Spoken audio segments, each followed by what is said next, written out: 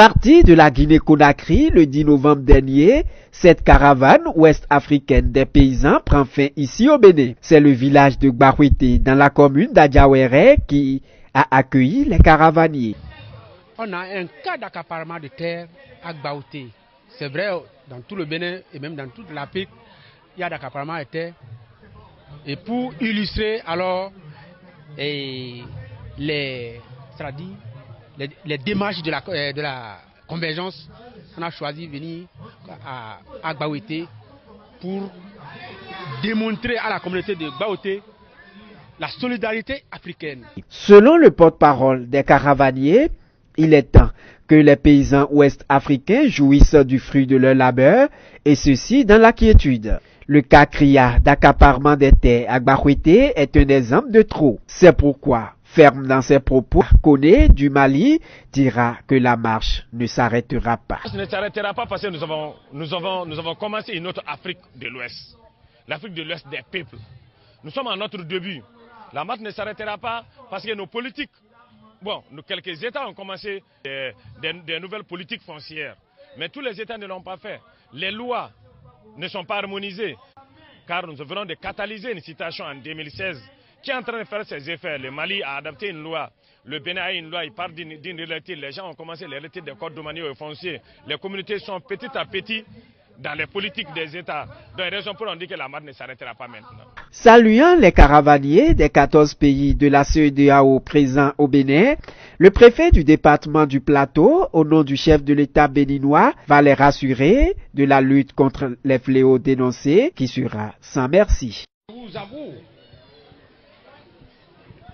que le gouvernement du président Talon est prêt et engagé à nous accompagner dans cette lutte.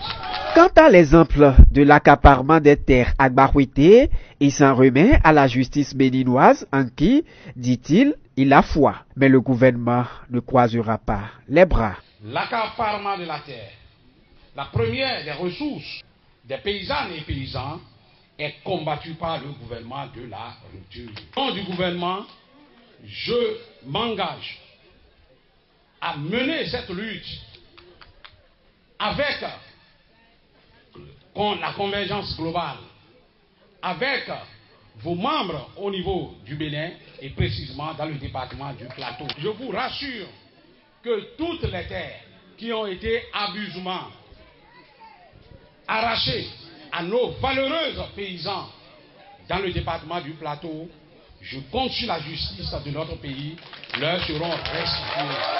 L'autorité départementale a reçu des mains des paysans ouest-africains le livre vert au nom du président Patrice Talon. Je vous remets ce livre vert qui contient toutes nos doléances et nous comptons sincèrement sur vous que ces doléances seront prises en compte. Merci beaucoup.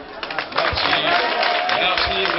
Je crois que je rendrai compte à qui de droit pour que vraiment vos doléances soient portées au plus haut niveau de la CEDEAO pour être prise en compte pour que la lutte que vous avez engagée, disons depuis 2 ans, puisse vraiment porter ses fruits pour le bien-être de nos populations paysannes.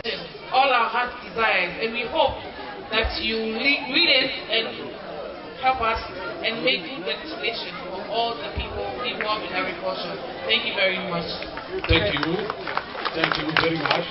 I will try to translate your message for the head of the government of Guinea. Thank you.